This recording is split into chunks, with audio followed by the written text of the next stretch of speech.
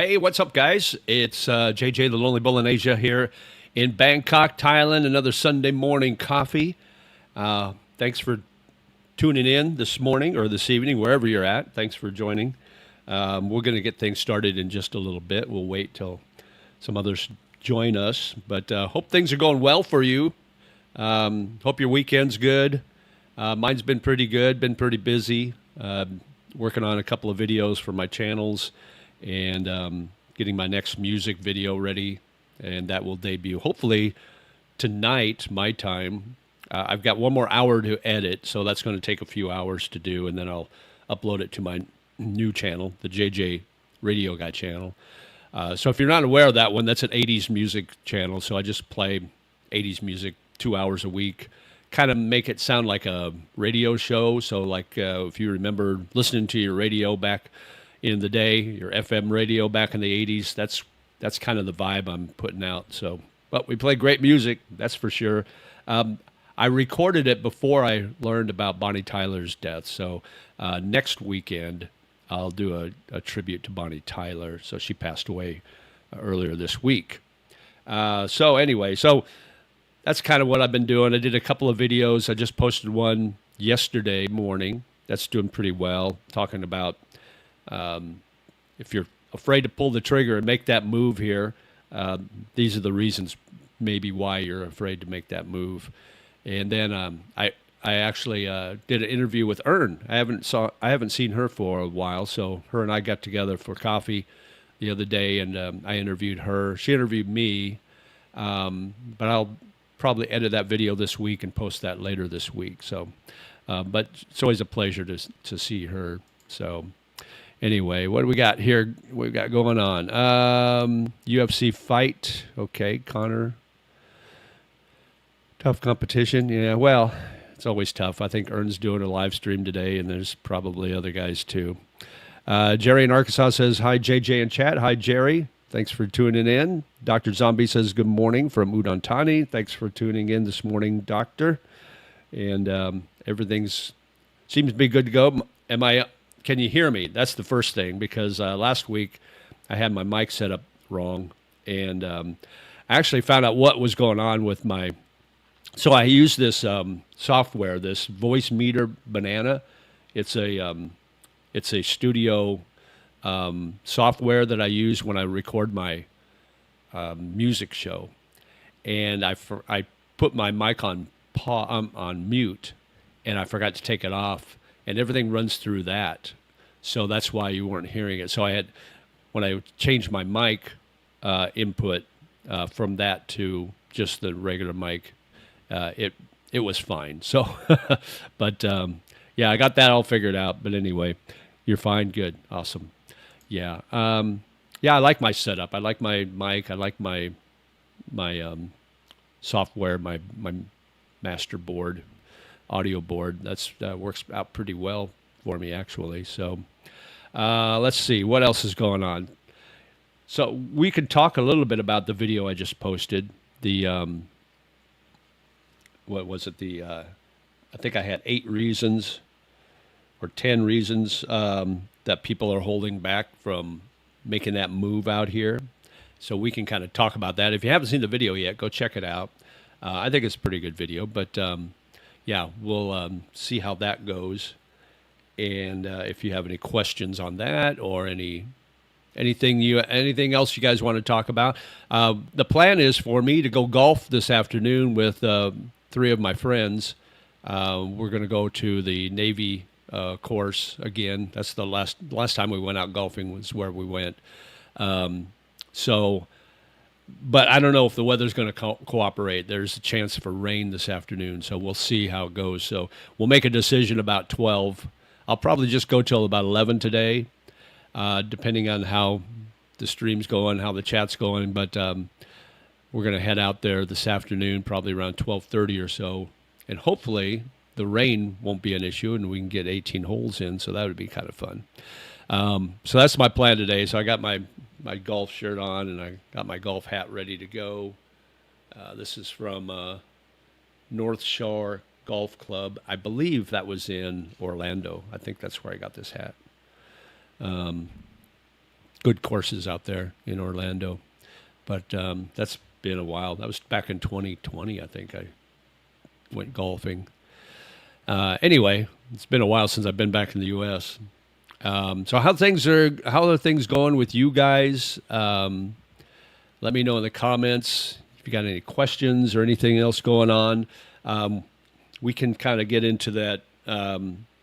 Making that decision to move out here, whether it's in Bangkok or anywhere in Thailand or anywhere in Southeast Asia for that matter, it's always a big decision, and the number one thing is, especially with Thailand, the visa uncertainty and the bureaucracy that's involved. There's so many different visa options, which is the right one for you. And that's kind of what I talk about in the video. That's always been the hesitation, especially if you want to come out here for a kind of a exploratory visit and you want to spend some time here. The tourist visa options are always changing, it seems like. They don't actually change, but they're always talking about changing it. So now the latest thing is they want to drop the 60-day free entry to 30 days with a 30-day extension. They've approved that plan, but it hasn't become official yet until it shows up in the the main Thailand newspaper. I can't think of the name of it now. Having a senior moment, but until it shows up there, and then after that, it's about 15 days before it takes effect. It hasn't shown up there. So I think what they normally do is kind of throw these ideas out and get public responses and see if it's a positive response or a negative response, and then they go through with it after a while. That's kind of, I think, what's happening with this 60 to 30 day free visa or visa-free entry. So that's the plan, to reduce that. And then there's some countries, 3 countries, India in particular, that they're eliminating the visa-free entry completely. You have to go in on a visa, but it's only a 15-day visa on arrival. So that's going to affect Indian tourism. So that's going to be interesting to see how that goes. And I think a lot of that is from public outcry, as far as it seems like the Indian population that comes to Thailand get a bad rap. Not saying that all Indians are bad, but it seems like that's what you see in social media. And so that might have something to do with it. But who knows? Let's see. I started the video, but then thought, shit, I'm already here. Okay. Hello from Tagaytay. Hello, Doug. Thanks for joining this morning. How's things in Tagaytay? The Royal Gazette. Yeah, thank you, William. Thanks for helping my senior moment. Yeah, it's not official until it appears in the Royal Gazette. And then once it appears there, then it's about a 15-day process before it becomes law. But yeah, so watch in the Royal Gazette for that to be posted. So thank you again, William, for helping my senior moment. But yeah, just understanding the visas, knowing which is the best one. DTV has been a popular one, but that's really a tourist visa. And a friend of mine and I were talking about this morning, actually. Being on that DTV doesn't guarantee that you can just keep staying here, because here's how it works. You come in, you get 90 days, then you can extend 90 days, then you have to leave. It's a 5-year visa. Then you can come back and you get the 90 days again, and then another 90 days. But once you do that, then anything past 180 days, any income you bring in is taxable, from what I understand. So you really have to see a tax lawyer or somebody that knows what's going on with Thai taxes to figure out what's going on with that. And then there's no guarantee that they're going to let you back in, even with a DTV visa. I don't think it was meant to be a visa for you to stay permanently in Thailand and just do visa runs every 6 months. I don't think that's what the visa was meant for. So if that's what you're thinking, stay 6 months, leave for a few days, come back, stay 6 more months, leave for a few days, and come back. Yeah, one, there's gonna be tax events that are possible depending on your income, obviously, and then two, it's basically like treating it like a visa-free entry, like they used to do, and just do border runs every 60 or 90 days and keep coming back, kind of like what Vietnam does now. So I don't know if that was meant for that. So they may be, and I don't want to be a fear monger or anything like that, but they may be a little more concerned about you making these runs every 6 months and coming right back. So I don't know. Time will tell on how that works for them. So, but that's one of the things you can look at. So, how are things in Tagaytay? Rainy every day. It's that time of year. Yeah, same here. But the thing I like about Bangkok on the rainy season compared to the Philippines is it rarely rains more than a couple hours. And like we haven't had a good rain here for probably 3 days. I think it might have rained overnight one night in the last 3 days or so. But the last 2 days for sure, no rain when I'm out and about. Now we may get some this afternoon, but it'll probably be only a couple hours, and then it'll clear off. So that's the thing I like about the rainy season here. It's not too uncomfortable. So.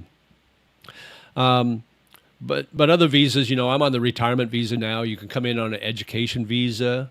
So when I got my education visa, I came in here on the 60-day visa-free entry, and then I applied to the school that I was going to learn Thai in, and they got all my paperwork ready for my education visa, and all I had to do was meet them at immigration, and we got everything done. So I had an education visa. So the education visa was great, but you have to extend it every 30 days. And if you leave the country, you have to get a re-entry stamp. Otherwise, when you come back, you lose your visa status. So that's not a big issue. I mean, you wait in line, and you get the re-entry stamp. Anyway, but you got to renew you have to extend your education visa every 90 days. So after I got done with my classes, I just transferred that right over to a retirement visa, and I was able to do that pretty easy. I used an agency to do it, so that helps.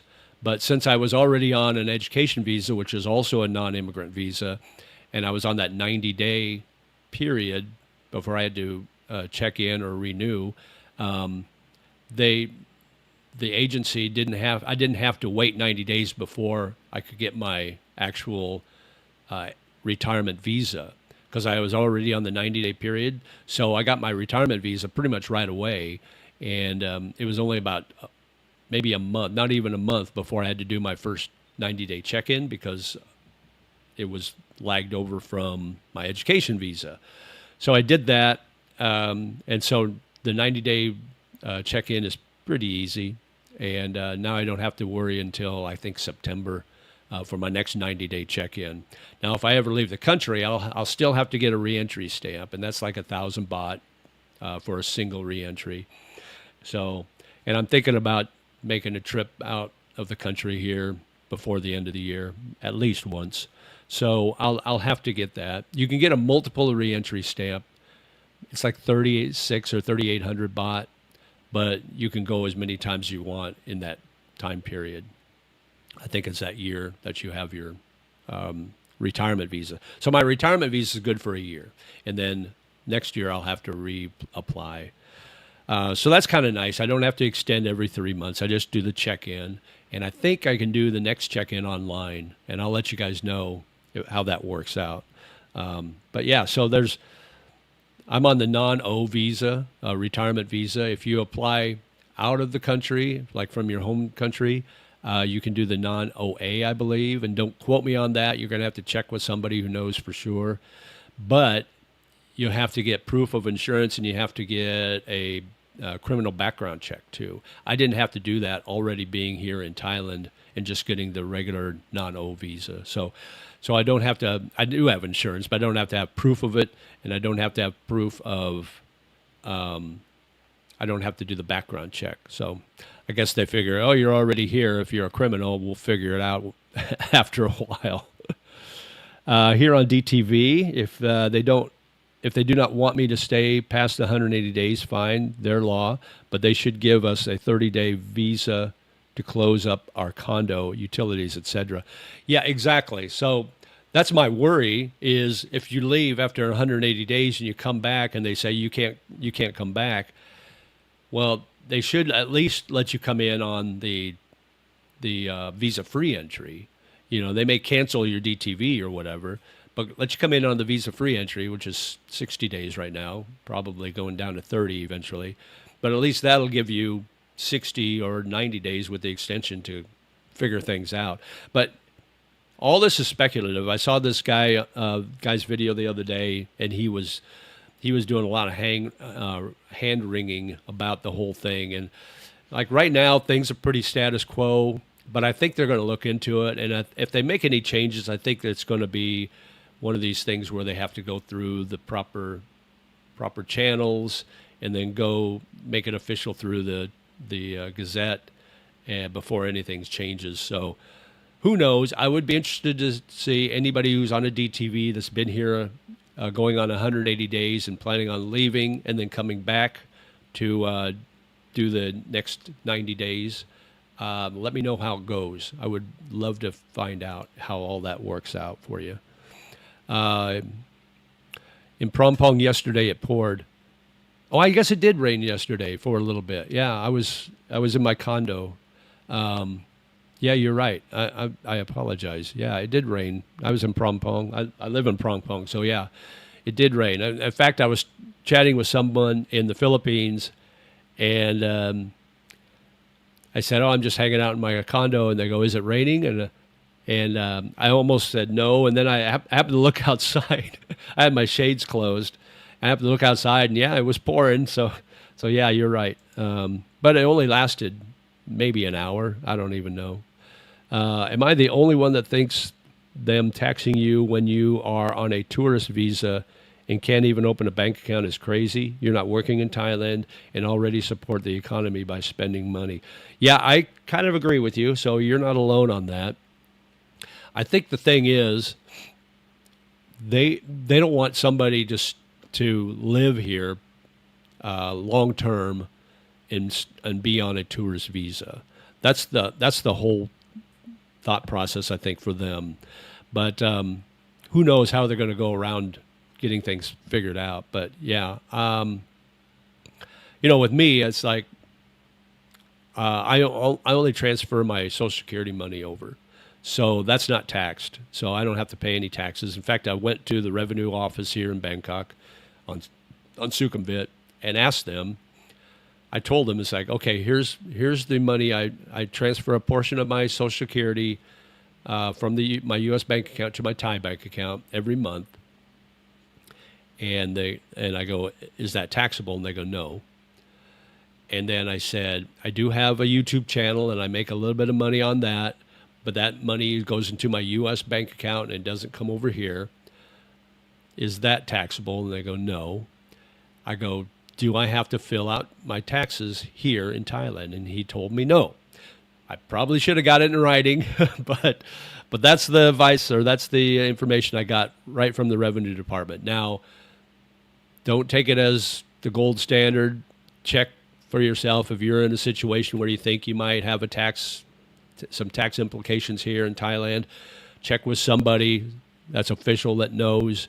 Don't go by my advice. This is just what the information they gave me was. So just so you know. You can get non-OV visa, non-OA from outside Thailand too. Yeah, I went with the non-O because you can't get the non-OA here. You have to go outside of the country, I think, as far as I remember. But I think there's other visas too that I'm not fully aware of how it works. But I got a couple of friends that are on these long-term, like 5 and 10 year visas, and they can pretty much come and go as they please. So, yeah, but I think they have to they're still working, so they have to have a pretty large income, and I don't have any income from work, so that doesn't work for me. My second year on DTV, leaving end of month for a 180-day trip. We'll let you know on re-entry. When are you coming back? How long are you going to be out of the country, William? I'll be interested to see how if things are different depending on how long you leave before you come back and start your new 90 days.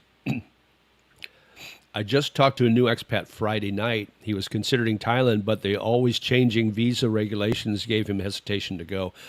Well, if he's thinking about Thailand long term, like for retirement, really those retirement visas haven't changed for a long time. It's only the tourist visas that are in flux. So I wouldn't, if I were him, and if you talk to him again, tell him that. Tell him it's not the retirement visas that are changing. It's just the tourist visas. So I don't think that would be, unless he's just planning on doing 60 days and then leaving and then coming back like they used to do, that they're cutting down on. Okay, let me see. Rego Park or Rego Park, I think that's who it is, New York City. Hi from Queens, New York. Is the area you just mentioned where you live considered what they call a district of Bangkok? I'm in the, what is it? The Tong. I'll have to check it out because there's two different. There's a district and a sub-district, and I always get the two confused. Hang on just a second. So I'm in the Klongtan district, I believe, and the Klong Toei sub-district, or vice versa. Klong Toei is a pretty large district in Bangkok, and I'm on Phrom Phong. I call Phrom Phong kind of a neighborhood. It's kind of the BTS stop along Sukhumvit, but Klong Toei is it's a pretty large district, and it actually, if you go a little farther from where I'm at, away from Sukhumvit, it's a pretty poor area actually. So you're really getting into kind of a slum type of area from Klong Toei, from all accounts, from what I understand. So, yeah, so so Klong Toei is the district, I believe, but I call Phrom Phong, the Phrom Phong Sukhumvit BTS. I call that my neighborhood. So I don't know if that's accurate or not, but that's just how I refer to it. Just did a 90-day check-in on DTV. We'll probably go to Laos for 180 days. Oh, okay. So you're going to leave for 180 days. Okay, very good. Was that online or did you have to go to immigration? Yeah, was that your first 90-day check-in, Dr. Zombie? And if it wasn't your first, were you able to do it online? 2 weeks in Cambodia, Siam Reap. Enjoy seeing Angkor Wat. Takes more than one trip to see it all. Oh wow, okay. I've heard two things. I've heard that Angkor Wat is pretty amazing, and then I've heard it was overrated. So I don't know who to believe, but it is one of the wonders of the world. So I definitely do want to go back there, or I want to go there. I went in person to immigration. It was a snap here in Udon.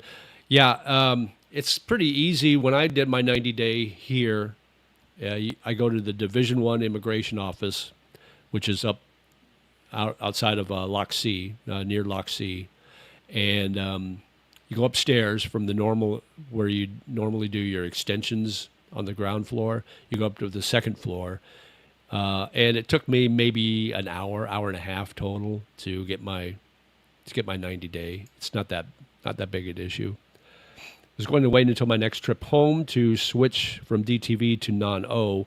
Hope the DTV stays in effect until next year. I think it will. I don't see it changing any. I'm just concerned if they're going to be a little more, if they're going to be a little more, I don't know, concerned when you re-enter as far as how long you've been gone and that sort of thing. Who knows? That was your first check-in, okay. I'm still suffering a little bit from this rainy weather. Really affects my allergies, guys. And it's not just Thailand. I have allergy issues everywhere. When I lived in Nebraska and Indiana, the pollen was so bad. My allergies were so bad there. I had an allergy check. This is when I was in Kansas, actually. I went to an allergist, and they did where they put the pokes on your back or whatever. And I look like a raspberry. And I talked to the doctor, the allergist. I go, okay, so what am I allergic to? And she goes, it's going to be easier for me to tell you what you're not allergic to. She goes, you're not allergic to dogs or horses, and you're not allergic to paper. Well, that's good. And you're not allergic to like beef or steak or whatever. She goes, the big ones that you're really allergic to is mold. And what they do is they relate that to food. So if you like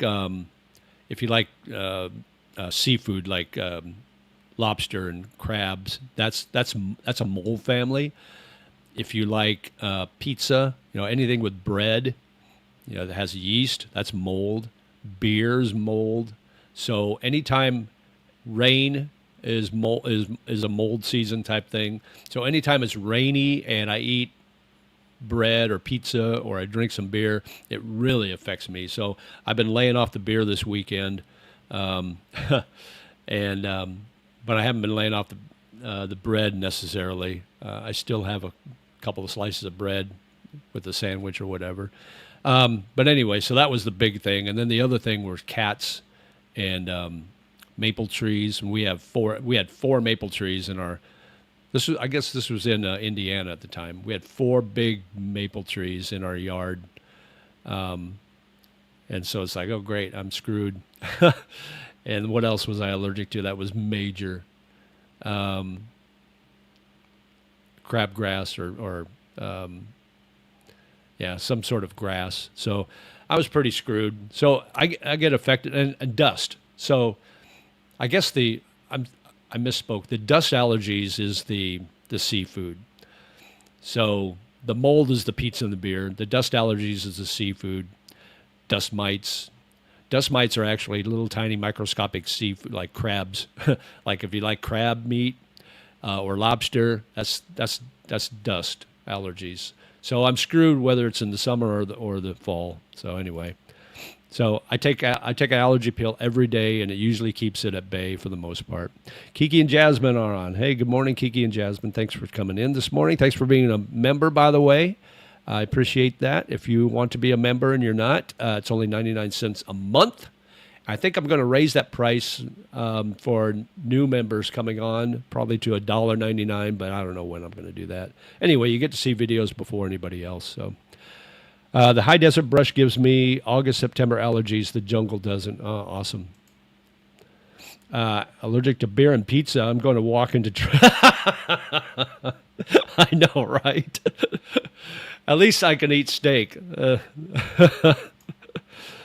help you overcome your allergies, have you ever considered doing a true water fast? You mean when I just drink water? Would that be a permanent fix, or is that just a temporary thing? Because if it's temporary, it's like whatever. Yeast is probably irritating your allergies. Yeah, absolutely. It's the yeast that's kicking my ass right now this time of year. Yeah, that's absolutely funny. Walking into traffic. All right, we're all caught up on chat. See, the other thing I talked about in the video is I call it the golden handcuffs, or leaving your comfort zone. And I ran into that problem back in 2016 when I was I had a long-distance relationship with a Filipino who was working as an OFW in Hong Kong. And so I thought, and I'd just gone back from seeing her back in December of 2015. And so I'm looking for work, right? And I'm thinking, if I could just find a job closer to her so I can see her more often. And about the only thing I could find available was teaching English as a second language. So I got my TEFL certificate. I got my 120-hour TEFL certificate so I can teach English as a foreign language. And I got a job offer in China. And I've talked about this before, so if you've heard this, stop me. But I had a contract ready to sign, 15 months, working in Shenzhen, China, which is just north of Hong Kong. So it's like perfect. I can go down and see her on the weekends when she has off. But at the last minute, I got a job offer in Louisville, Kentucky, at a really good school there. So I took the easy way out. I took the comfort zone out. So that leaving the comfort zone is a real thing, guys. It's really hard to do, and I can tell you from personal experience, I went with the comfort zone, and I kind of regretted it ever since. Well, not kind of. I absolutely regretted it ever since. But thinking back now, I would never have. I probably wouldn't be here now if I'd taken that job in China. I might have taken that job in China, broke up with my girlfriend, hated the job, hated China, and moved back to the U.S. and never thought about moving to Southeast Asia again. So I think everything worked out for the best. But yeah, but that comfort zone is real. The golden handcuffs, it keeps you grounded in your own home country and afraid to make that move.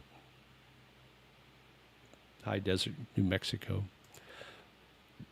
Fasting can help reduce symptoms by lowering systemic inflammation and stabilizing mast cells, which prevents them from releasing histamine.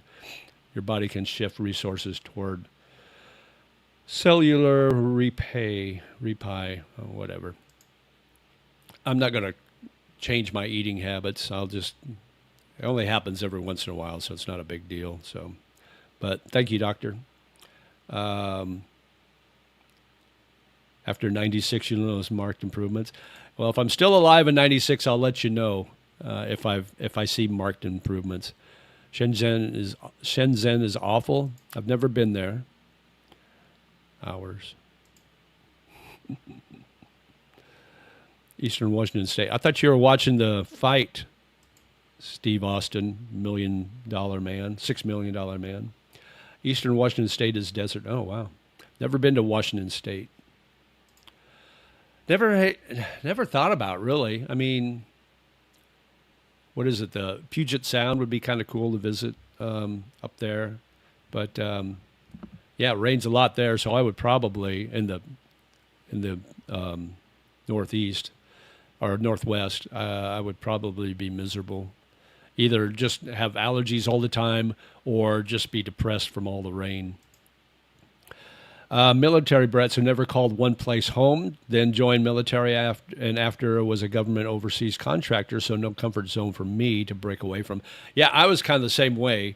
The only comfort zone or the golden handcuff thing that I was worried about is I'd never been outside of the country before until that past December.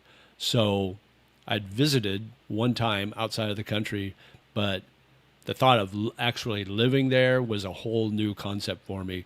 But I was always moving around. I lived in 8 different states and probably 24 different cities in those states, since I graduated from high school. So yeah, just moving to different places wasn't an issue for me. Stoic Expat says, Sawadee Cup. I'm glad I made the move. What I have seen on videos this week is very unsettling. Europe is really screwed. Yeah, Europe, I mean, all of the West is screwed, except for Poland. I guess Poland's doing pretty well. Pollution in Shenzhen is unbelievable. Visibility is 100 yards. I hear that all over China, though. They don't seem to care much about the environment or about their health. Not much rain in the east. The Cascade Mountains keep the rain on the Seattle side. Okay, cool. At the moment, what's keeping me here is saving for trip there and safety net for after arriving. After the golden handcuffs, once nothing is in the way. Afraid of the golden handcuffs. Absolutely, you got to have a good savings. I was lucky enough that I sold all my furnishings and stuff, so I had that. I had some really nice furniture, so I was able to put that in savings.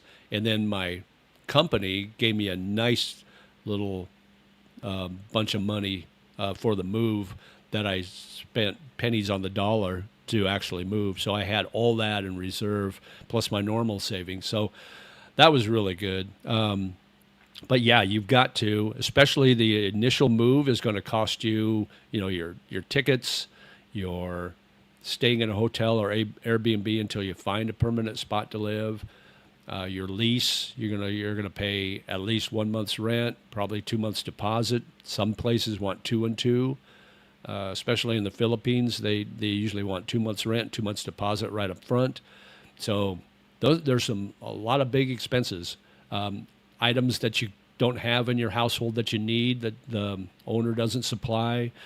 If it's not furnished, you're gonna have to buy furnishings. But most places here in Asia, in Southeast Asia, the rentals are furnished, so that's a nice thing.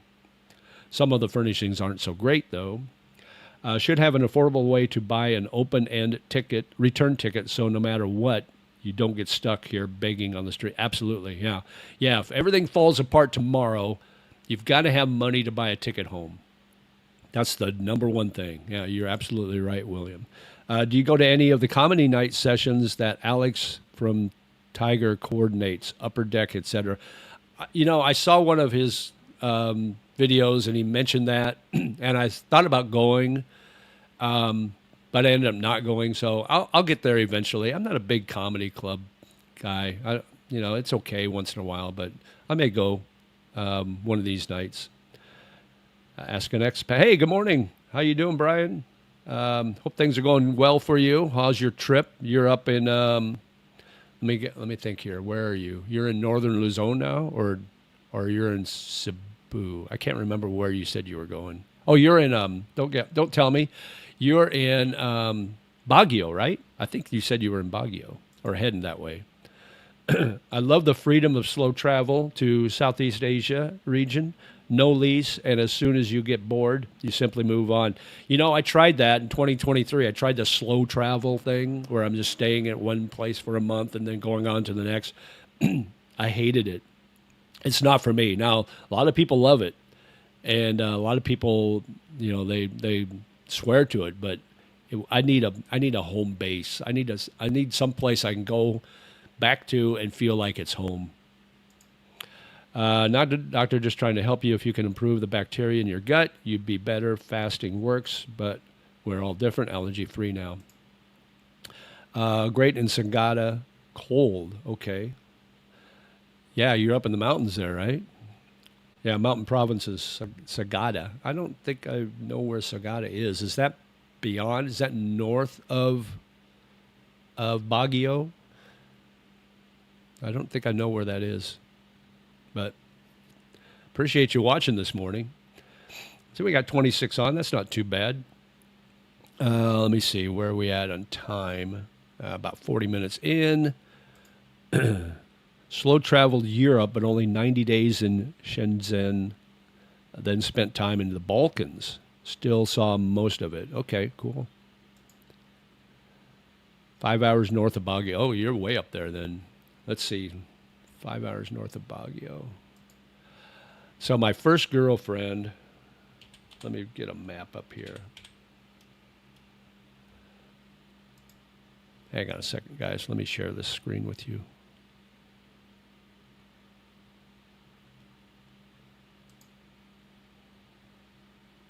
See where Ask an Expat is.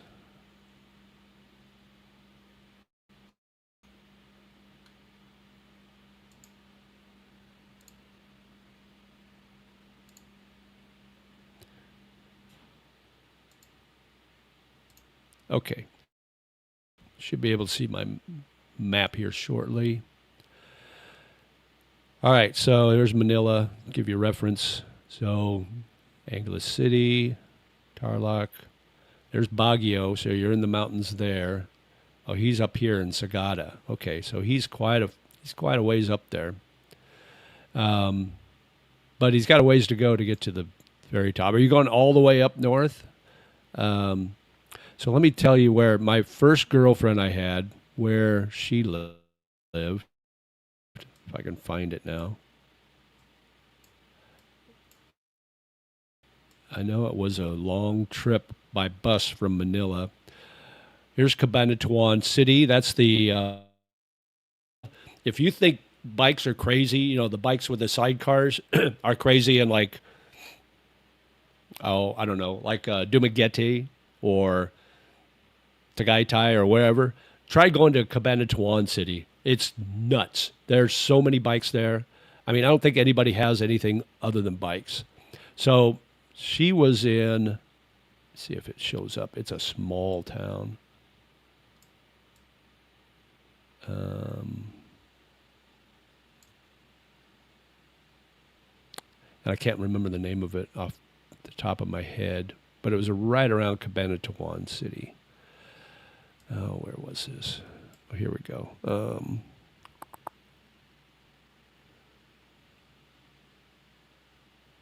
I don't see it on here, but anyway, so she lived in this area.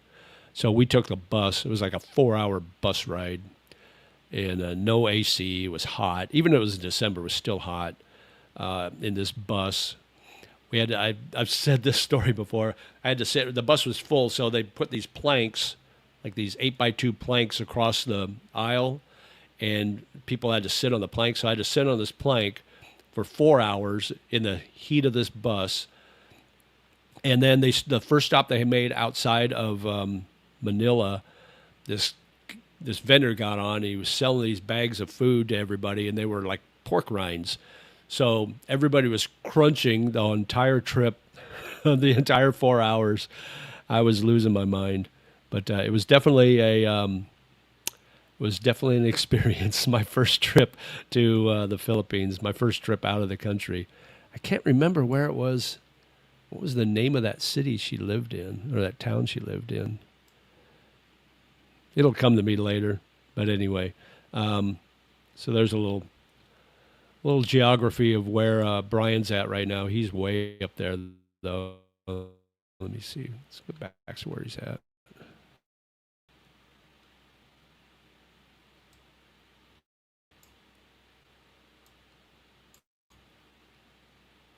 There's Baguio. So he's way up here.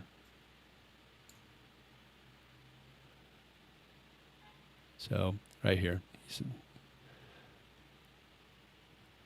very mountainous. Ooh, that looks pretty. I love the up northern Luzon. I love the rice fields and all that. It looks pretty amazing. If you've never been to mountainous areas that have the rice, it's pretty awesome.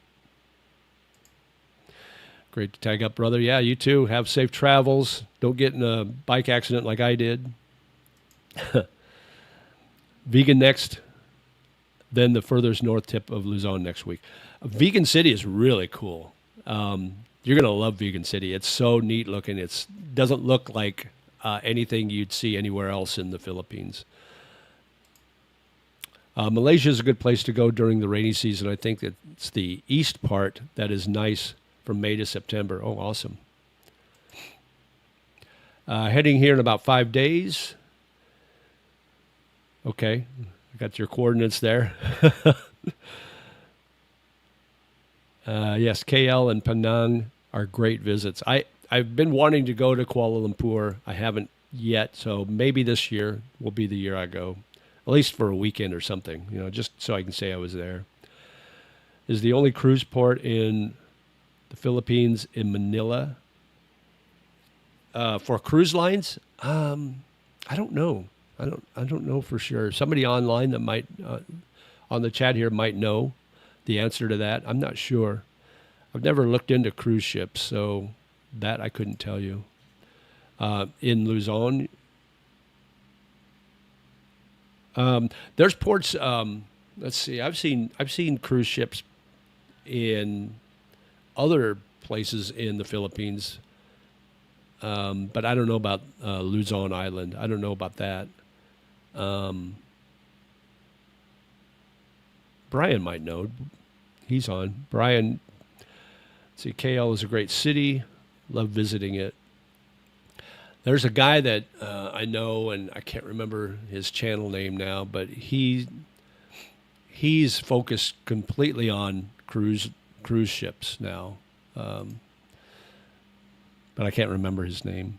Batangas City is a major port in Luzon. Okay, so cruise ships will go down there too. So you got Manila Bay, you got down in southern Luzon, you got Batangas, and there's others in other islands around the Philippines too. I think God, was it?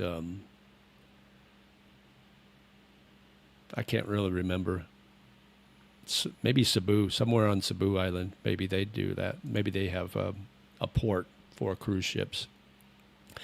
Anyway, kind of got off topic, but that's okay. That's what it's all about. It's all about you guys. You guys drive the topics.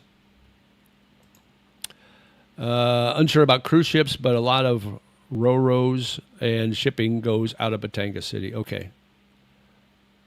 Ask an Expat has some good informational videos. Yeah, he does. Can't wait to see some of his videos on Bangkok. Yeah, you need to get back here, Brian. It's been a while. Okay, so getting back to afraid to pull the trigger to make that move, that permanent move. Another thing is the distance from your family and missing big milestones. So like, maybe your daughter's giving birth to your first grandchild or another grandchild, and you're halfway around the world and you can't get back for that. That's tough. Birthdays, anniversaries, holidays. We just had the 4th of July, 250th birthday of America. They had some local celebrations here at some bars and restaurants, but it's not the same, obviously. It's just not the same as being there. So there's some things that you're going to miss. You're going to miss out on. You're going to miss. I miss going to Nebraska football games. I miss that. I miss hanging out with my cousins and my family. I miss my family. But it's your life. You got to live it.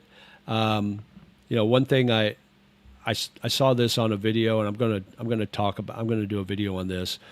The life I never had. This is the life I never had. The life I never dreamed of having, and I'm living it now, and I wouldn't trade it for anything. And so, at some point in my life, I made the decision. It's like, I'm not doing this for everybody else. I'm doing this for me. And once you make that decision and really, really commit yourself to that, your life's going to be a lot better, and you don't have to worry about what other people think. You can just move on and live your life the way you want to live it. So that's kind of how I feel about things. And it took me a while to understand that, man, I need to do something for me instead of doing something for everybody else. And I'm always putting myself last. I'm done with those days. I wasted 55 years of my life putting myself behind everything else, and I'm over that. So now I'm living my best life. Looking for a Southeast Asia cruise port that makes visits to the Pacific Islands. Yeah, I don't know. You're gonna have to search online for that, William. I couldn't help you on that. I've seen too many bad videos about cruise ships, especially lately, out of control. If you go to KL, I know a good shawarma place. The one that Gio went to sucks. All right, I'll let you know when I go. You'll hear about it on my live stream, so you can chime in when I'm getting ready to go to KL. You guys can chime in and let me know the places to go. Called Damascus Bukit, really good. Oh, right, Bukit district is supposed to be really a good district, so absolutely. Problem going home to see a Husker football game from here is it is in the winter. I am not going to Nebraska in the winter. Right. Well, to be fair, yeah, Nebraska winters are harsh, but generally that doesn't hit until late December. You'll get some cold weather in Nebraska and you'll get some snow, but usually the weather's pretty decent until late November, and that's when the game's in anyway. So generally you're pretty safe.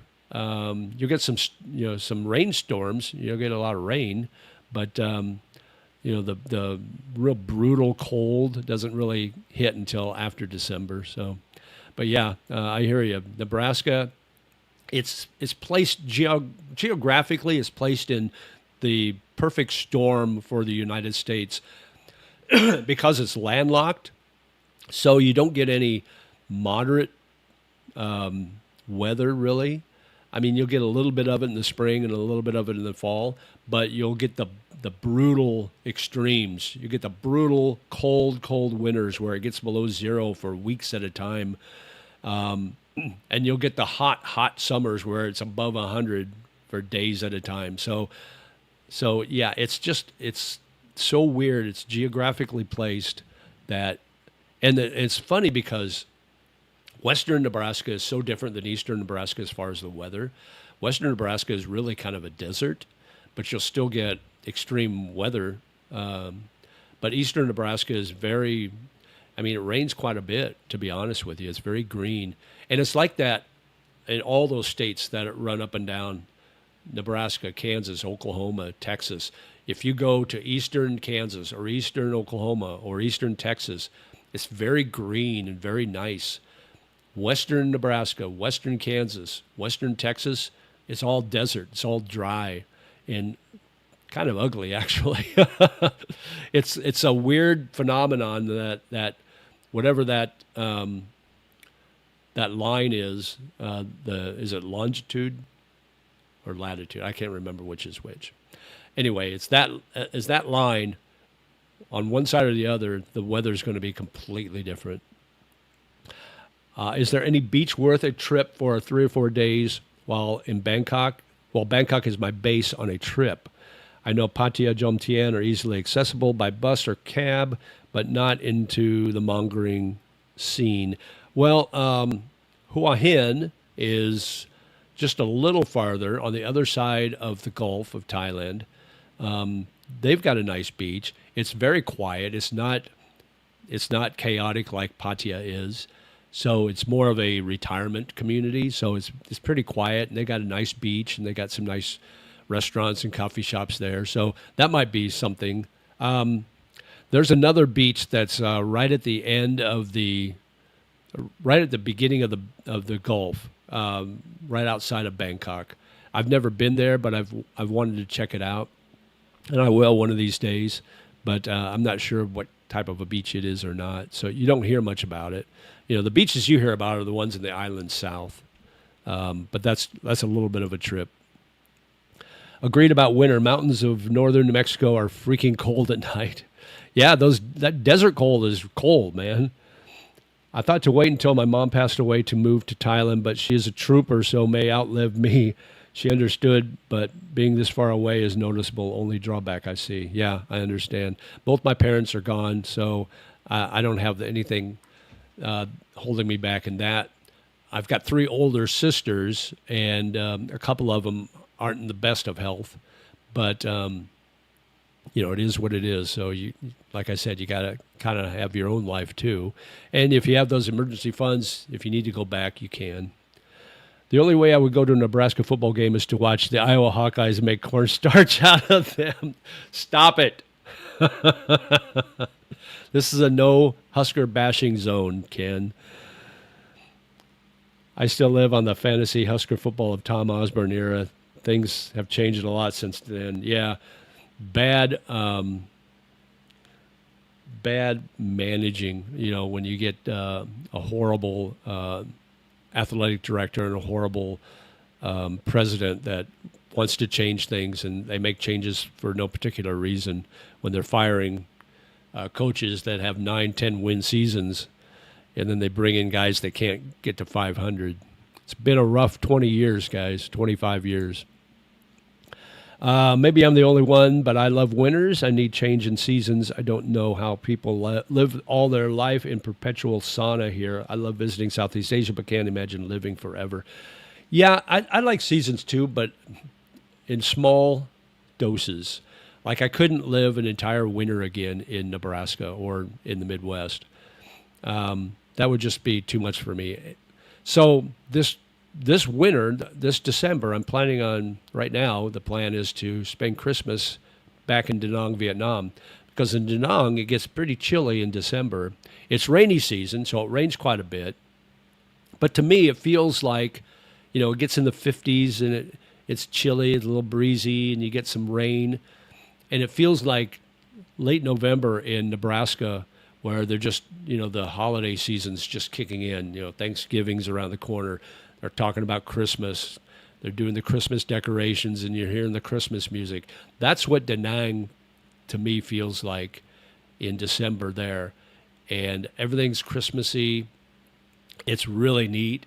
And I just loved it. I was there 2 Christmases ago, and I absolutely loved it. So I think this next Christmas I'll spend there in Da Nang. So I'm kind of excited about going back there for that. Cold like Chiang Mai and Valencia I can do. Other than that, pass on winter. Yeah, exactly. I don't want extremes. Da Nang chilly in December. I was swimming in the ocean last December. Yeah, chilly is a relative term for me. Chilly is anything under 60 degrees. That's chilly to me. When I can't get my feet to warm up, then that's chilly, and I don't need it. Then it's time to move back here or come back here. But I understand. I know what you mean. All right, let's see. We're coming up on 1 hour. We'll keep going a little bit. We still got 24 people on. Make sure you hit that thumbs up button, guys. That really helps the algorithm. And, I would appreciate that. And if you haven't subscribed, do so, please.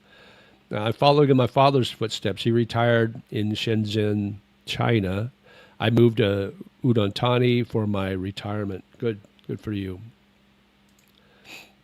I think in Southeast Asia, Manila is probably the best choice to celebrate Christmas, especially BGC. The only thing with the Philippines, they do up Christmas big time, like from September 1 into February. It's all Christmas, but it's very commercial. The thing that was different about Da Nang, Vietnam is it's very Christmassy. They don't start as early as September like they do in the Philippines. They start in November, and they usually are finished mid-January. But the vibe there is not so commercial. It's the music they play. Like if you go into a coffee shop, they've got a big Christmas tree up there, and you're sitting there, and it's misty raining outside, and it's kind of chilly, but you're sitting in the coffee shop with a nice hot latte or Americano or whatever, looking at the Christmas tree, and they're playing Christmas music, but they're playing the religious Christmas hymn type Christmas music. They're playing Joy to the World, Silent Night, O Come All Ye Faithful, We Three Kings. It Came Upon a Midnight Clear. Those type of music. You don't hear that in the Philippines. You hear Mariah Carey, All I Want for Christmas Is You, Last Christmas by Wham. That's the music you hear, which is fine, but I like a little bit of a blend of the traditional Christian Christmas music along with the popular music, Christmas music. And that's what you get in Da Nang, but you don't get that in the Philippines. That's the only difference. Philippines, they're great at decorating and celebrating Christmas, but it's just the music. I've decided to purchase a vehicle for golfing. Oh, so like a cart? Oh, cool. 383 days and counting until my move to Thailand, but who is counting? Still haven't settled on Hua Hin or Bangkok. Yeah, you need to, don't settle and don't pick a spot until you're here. When you get here, spend a month in both places or more, and then figure it out. They're so different. I mean, Bangkok is so busy. Things are always going on. There's always something happening in Bangkok, which is what I love about it. There's so many restaurants, so many pubs, so many live entertainment places. Hua Hin is neat because, one, you got the beach. Two is I love horses, so I can ride a horse on the beach. They've got some nice little pubs and nice little restaurants. It's very quiet but Bangkok, very quiet. It's a complete 180. I don't know if I could stay there more than a few weeks at a time. I think I would go stir crazy, just because it would get a little too boring for me, I think. But some people love it. Obviously, they make that their retirement area. And from what I hear, it's a huge Filipino community. So a lot of these expats marry Filipinas, and then move to Hua Hin for retirement. So if you got a Filipina girlfriend and you move to Hua Hin, big community there. So you're going to have your Filipina girl is going to be very happy because she'll be able to relate to a lot of people there. But I would guess that Bangkok probably has that too. But I think you just probably don't hear about it because it's such a big city. Bangkok has pretty cool vibe as well during Christmas. Siam Square, Central World, Chao Phraya Riverside, and also Amsterdam. Yeah, I was here this past Christmas, and it was pretty awesome. Yeah, they really do a neat job. Central World had a neat display, like a Disney Christmas-style display outside of Central World last year. That was pretty cool. A car. You're getting a car. Oh, to go golfing. Okay, I thought you meant on the course. Isn't the Philippines starting to put out Christmas decorations right now? Probably. I wouldn't doubt it. The last thing Manila needs is another car. Oh, yeah, right. I think Chiang Mai is like Hua Hin, but without a beach. Pretty boring. I like Chiang Mai. Chiang Mai, to me, reminds me of kind of a college town vibe. It's got a lot of neat little coffee shops, neat little vibe. That's kind of what it reminds me of. But yeah, I don't think I could live there year round. One, because the burning season gets really bad in Chiang Mai. So 3 months out of the year, I would have to leave. And the other thing, I think I would get a little bored after a while. But staying there for, 2 or 3 weeks at a time, once or twice a year, that's fine. I don't have a problem with that. So, all right. What else is going on, guys? Check out my video if you haven't yet on, why people hesitate to actually move to Southeast Asia from the West. Probably another thing is aging in a foreign country, the healthcare thing. Now, Thailand's got great healthcare, but, a lot of some of the comments I was getting on the video was, what happens if you die in Thailand or in Southeast Asia? How are you going to get, who's going to bury you, or how are you going to get your body home? Or so you have to have a plan, definitely. I guess cremation's pretty cheap here. So if you work with a funeral home, or I don't know how it works here, work with somebody where you pay in advance for things to get taken care of when you do die. I think that's probably, you would do the same in your home country. The only difference is in your home country, hopefully you've got family members that will take care of things for you once you pass. That's probably would be the only difference. But I think you could probably, if I get older and I want to stay here, if I get to a point where I can't take care of myself, I'll get a assisted living. I'll rent at an assisted living place, and it's not much more than what I'm doing now. And you can get taken care of. So I don't know. I don't think to me, that's not an issue. But right now, knock on wood, my health's good. I'm not on any medications. I've never been on any long-term medications as far as prescription drugs or anything like that. I've never had any major health issues, gallbladder. That's about it. Broken bones, but that's my fault. That's not hereditary or anything like that. But I don't. To me, that's not an issue for me at least on this point in my life. Only reason why I'm still here is because of a huge cycling community. 100 of us went on a big ride yesterday. Oh, cool. That's in Chiang Mai, is that right? Tom says, hey, JJ, it's been a while. Enjoyed your Bangkok video that had the still photos. Added a lot of content. Oh, thanks. I appreciate that. Are you talking about the one where I showed the dating? Is that the one you're talking about, Tom?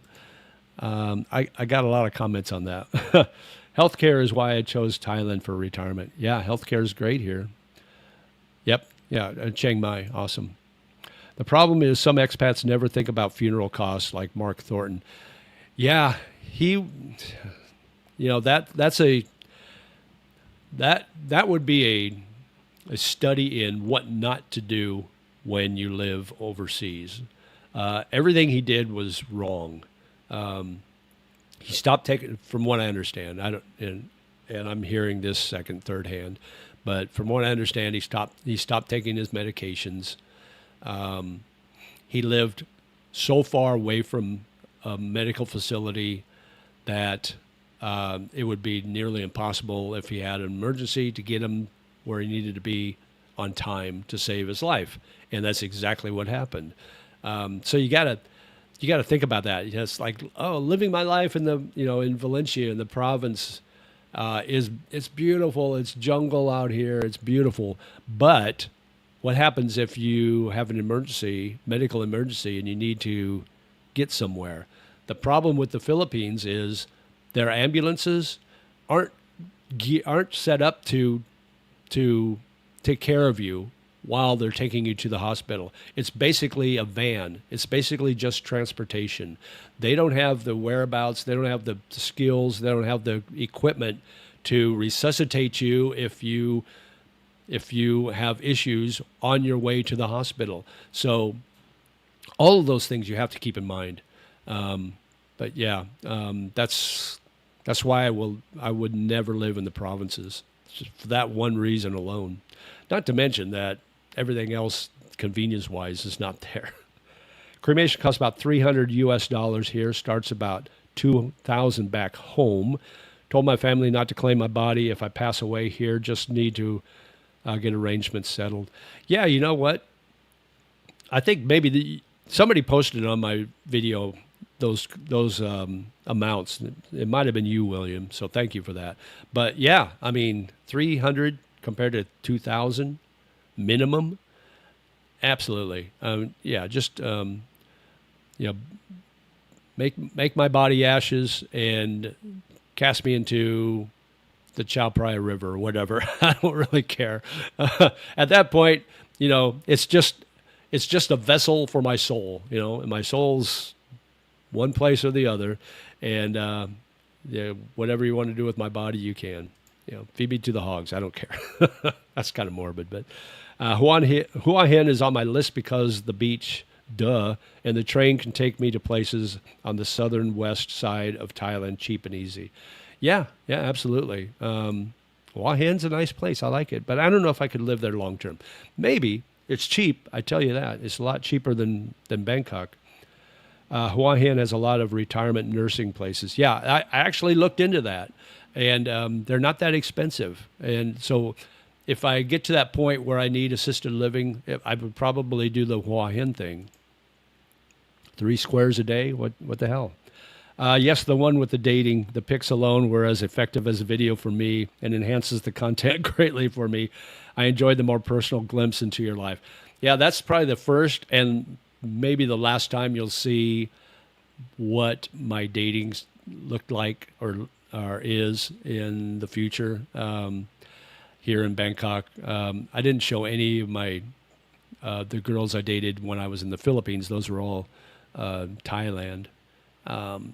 If you haven't seen that video and you want a glimpse into the type of girls I dated here when I started visiting Thailand, there you go.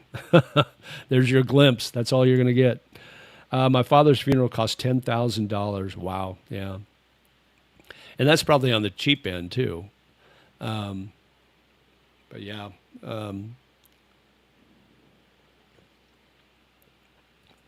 Yeah, we've kind of stepped into the more morbid part of the conversation. Let's talk about more cheerful things. The reason why people are hesitant about moving out here permanently is the financial security and the currency risk. Let me see. I haven't checked the currency exchange yet today, but let me do that right now. I'll check on my Wise account and see what the exchange rate is. It's been pretty good. This past month, it's been over 33, so that's good. Right now it is at 33.29. And so that's pretty good. Anything above 33 or at 33 and higher, to me, that's kind of that's my basically where I break even. For one, it's easier to exchange rate in my head. So like 33 is like times, so I times everything by 3. So if it's 100 baht, I times it by 3, and that's $3. So it's easier for me to figure it out in my head. But it's like the first of each month, I transfer my money over from my U.S. bank account. So if the exchange rate is good, then I'm good. Once I change it into my Thai bank, then I don't have to worry about the exchange rate until next month when I move more money. So then I think in terms of baht rather than dollars. So, but the financial security is a big thing. Make sure you've got a nice nest egg of savings. Make sure you have a steady income. I see this all the time. Guys moving over here, and all they have is savings. They don't have an income, so they're spending their savings account and relying on that to live off of until they're able to retire and get Social Security or whatever. That's not a good thing, because everybody, when they first move here, they're still on holiday mode, so they spend more than they think they will, and then you've got to readjust your plan as far as how much you're spending each month so you don't run out of your savings. And more than half the time, these people run out of money before they're able to get a retirement check, and it's not a good thing. But the other thing is always have money to be able to get back home if you need to. If you run out, if you fail here, have money to be able to get back home. Let's see. Let's get caught up here. It is definitely me. I don't attract Thai girls, but in the Philippines, I would sit in the mall and have ladies chat me up. Yeah, Philippines, they're very friendly there. Thai women are friendly, but they're a little more reserved when it comes to approaching. They want the guy to approach first, I think. So I think that's the main thing. Hua Hin and the senior care centers serving up the good gummy bears. I can't beat that when you're older. Yeah, I guess, if you're into that sort of thing. I'm pretty good in the Philippines because I'm getting 70 pesos for the euro. Yeah, the Philippine exchange rate is huge right now. It's like 60 or 61 pesos to the dollar. It's nuts. 33 baht to US is fine. I still figure it out at about 30 baht to US when I spend. I'm more lazy than you and keep my spending in check. Yeah. 33 is good. It got down like a year ago. It was like 31 something. So it was pretty low. That's the lowest I've seen it. And I think the highest I saw it maybe was when I first started coming here in 2022. It was like 35 or 36 maybe. I don't know if I can look up the history of that or not. I don't know if Wise gives you a history of exchange. I don't think it does.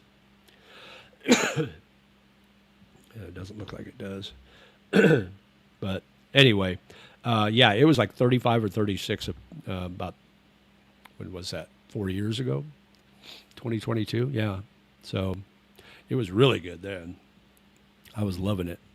That's one of the reasons I fell in love with Thailand, because the peso exchange rate wasn't as good back then. It was okay, but it wasn't as good. It was like 50 something. Why wouldn't you choose to go back to the Philippines and have a Filipina take care of you rather than going to assisted living? Because I don't like. Let me put this. Let me put this nicely so I don't offend the people who love the Philippines. I just like Thailand better. I like the conveniences. I like everything about Thailand. I like the food better. Now, an option would be finding a Filipina and bringing her here. That would be an option that I might look into. Back in 98, I was getting around 55 to 58 Thai baht for the U.S. dollars. Wow, that would be amazing. But what was Thailand like in 98? I mean, it's nothing like it is now, right? 41 Thai baht to U.S. in 2004 when I first traveled here. Wow, that's crazy. Can you imagine? So 41 Thai baht. So I'm paying 25,000 baht a month for my rent. So that comes to, what does that come to?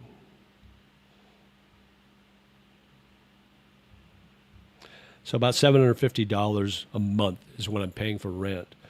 But it would probably be like 600. Probably be paying about 600 a month for rent if that were the case. That'd be crazy. That'd be nice. I'd have a lot of money left over. I would still be in Colombia if they spoke English. It was great there, but my Spanish was just enough to do the basics, pay the bills, etc. My ex was Colombian, but after we split, lost my translator.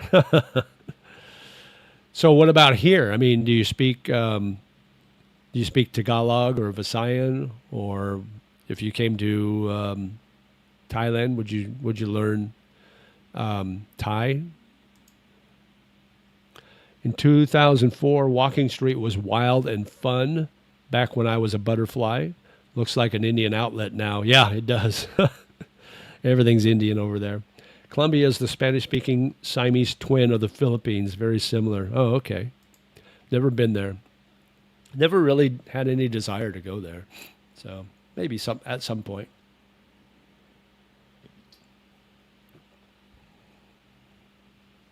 All right, guys, let's see. What else? Well, we might as well talk about the language barrier. That's another reason a lot of people don't pull the trigger and move out here. It's because of the language. They just they get the idea that nobody speaks English in Thailand, so why move there and be lost? Where that's not necessarily true. If you're in the larger cities or the tourist areas, most of the people that work in retail speak pretty good English. Like here in Bangkok, the central areas of Bangkok where most of the tourists go, most of the people that work at restaurants and bars and other retail places, they speak pretty good English, and you can get by. And you won't be able to get into deep conversations with anybody, but you can easily order your food or your drink or buy items at a store. Like you're looking at a shirt, you can say, do you have this in extra large or 2X or 3X or whatever? And they understand that. They find that for you. But beyond that, just casual conversations, probably no. But if you're just ordering regular stuff off a menu, you can point to the picture. A lot of the menus in these big areas are printed in Thai and English, so you can kind of read what it is. But if you're living here, like the problem I had a few weeks ago, my AC wasn't working, and they had to come in here and check it out. So I couldn't explain to them in English what it was doing, because sometimes it would work and sometimes it wouldn't. So my fear was they'll come in here and it'll work and they'll think, oh, it's fine, and then they'll leave, and then as soon as they leave, it stops working again. So I'm trying to explain to them with a translator, with my Google Translator on my phone, that sometimes it works and sometimes it doesn't. And then they went outside and they checked, and they figured out it was the fan that wasn't working, so they had to replace the motor on the fan. So, but they used the translator to tell me what they had to do. So it worked out in the end. It was all okay, but it doesn't always work that easily. So that could be an issue. So yeah, the language barrier can be an issue. If you get out in the provinces, even in the Philippines, you get out in the provinces, a lot of the older people, they don't speak English. I've said this before, if you're in Manila and you get in a taxi, chances are those guys driving the taxi don't speak English. So it's going to be hard to tell them where you want to go. That's why Grab's a better choice no matter where you're at. Use a Grab. You're going to pay a little more, but you're not going to get scammed by the meter being broke. And your map's on GPS, so they know exactly where they're going. You don't have to try to explain to them, if they don't speak English or your language, where you want to go. So those are the big things. But yeah, I've never had an issue really with language here. So, but of course, I'm in Bangkok. So, if I lived in Chiang Rai or somewhere in Isan, I might have an issue. So, learning a little bit of the language helps too. In 98, 58,000 baht for $1,000 US. Condo rental was 5K. Wow.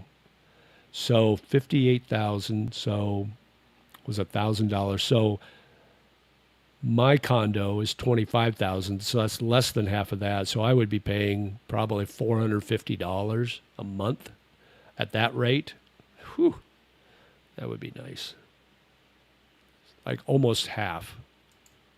Not quite half of what I'm paying now. I don't speak Thai enough to remember what I need.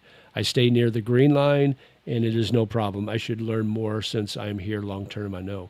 Yeah, I mean, I took 2 levels of Thai, and to be honest, if you don't use it every day and you don't practice every day, you forget fairly quickly, especially my head. So I'm starting doing private tutoring once a week to kind of keep it fresh and learn a little bit of a conversational type of Thai. So, and it's only 400 baht a week for a lesson, so that's not so bad. I was wildly impressed with the girls in your video you dated in Bangkok. I'm just guessing they don't know about cornstarch football over the last 20 years. Ken, do I have to put you in timeout? Not a lot of English in Udon Thani, but it's ultra cheap, and I enjoy learning a new language. Awesome. Yeah. As long as you're enjoying it, it doesn't matter what anybody else thinks. The best thing about Southeast Asia is you're only 3 hours away from a lot of great places. Exactly. That's why having Bangkok as my home base with 2 international airports, I'm about like right in the middle of both of them. So I can go to Suvarnabhumi Airport, or I can go up to Dam Muang, which is kind of the discount airport for regional travel throughout Southeast Asia. That's usually where you fly in and out of if you're looking for cheap rates. But yeah, I mean, I can fly to Cambodia in 30 minutes, probably under an hour, probably for, I don't know, $60, $70. I can fly to Vietnam in 90 minutes for $60, $70 probably.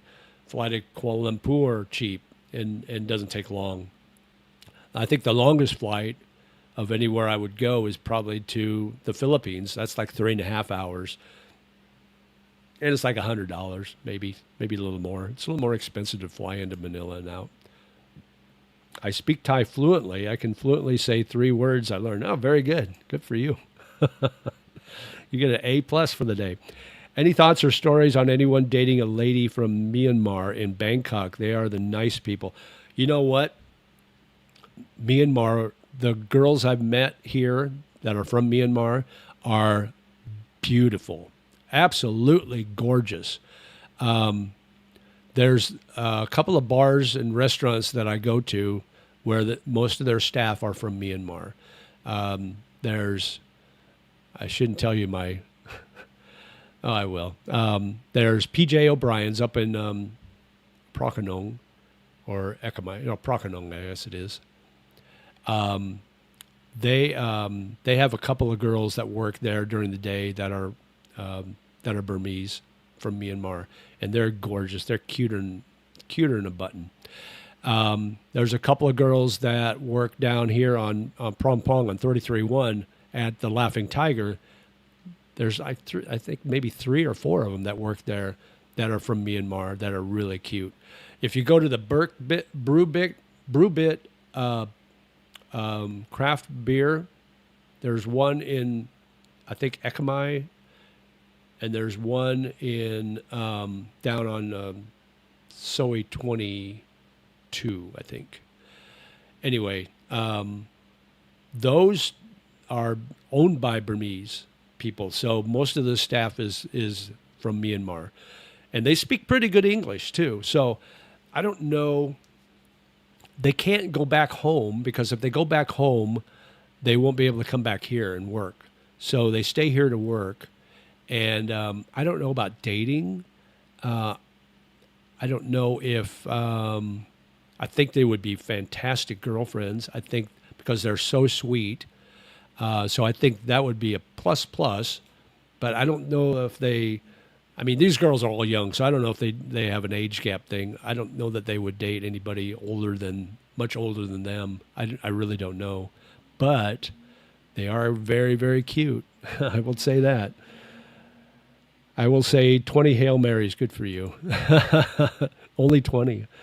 Big part of staying in Bangkok is the airport's 2 long stops away, and I can be home. Absolutely, yeah. PG O'Brien's it is. Yeah, there you go. Don't be hitting on my girl. I have noticed a difference between older and younger YouTubers when it comes to showing personal life and girlfriends. I enjoy it, especially when the girl is allowed to contribute. Yeah, see, that's the thing. I'm always hesitant because when I had a girlfriend in the Philippines and we lived together for almost 2 years, but I always hesitate putting her on my videos. It always seems to end badly for those YouTubers in the Philippines. They go there, they get a girlfriend. First thing you know, it's like they're showing their pretty girlfriend on their videos to get views. And because she's young, she's in her 20s and they're in their 60s or whatever. And then the next thing you know, they're not just showing her, she's contributing to the video. They're talking and having a great time on the video. And then the next thing you know, the comments are all about her rather than him, and about how great looking she is and how cute she is and blah, blah, blah. And then next happens is, she's going to start her own YouTube channel. And now she's got all these simps going over to her channel and commenting on her and then sending her money. And then that never ends well. They always end up breaking up or getting a divorce or an annulment, or if they're married or whatever. And then they do their own thing. I see it happening over and over and over again. So I'm very hesitant on if I ever have another girlfriend that's steady, I probably will not put her on my channel or anything like that. And I will definitely not date a girl who already has a YouTube channel. That's a no for me. 100% agree. And O'Shea's Irish Pub has great breakfast. Yes, they do have a great breakfast. $1.99 for 7 items. But PG O'Brien's owned by the same guys, so you can get the 7 items there too if you want. Maybe older guys have a different kind of girlfriend who may not come across as well on camera. Maybe. I don't know. I think it's more of... I think the guys who do that it never ends up well, in my mind. I was going to ask out a lady at O'Shea's, but decided not to because that is a key restaurant. Yeah. If you ask a waitress at a restaurant you go to a lot and she turns you down, or it doesn't end well as far as dating, then you're like, oh, man, I got to pick a new place to go to hang out.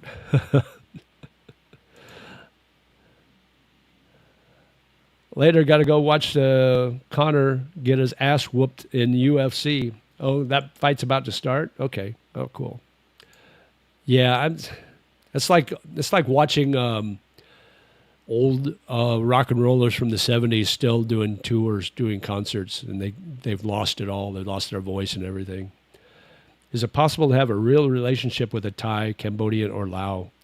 How loyal are they? I think they are. I mean, I think they're as loyal as anybody. I think you got cheaters in every culture, but you've got loyal women in every culture too. It just kind of depends. If you're out kicking your coverage, guys, in other words, if you're kind of a 6 and you're dating a 10, the chances of that relationship working out is probably not great.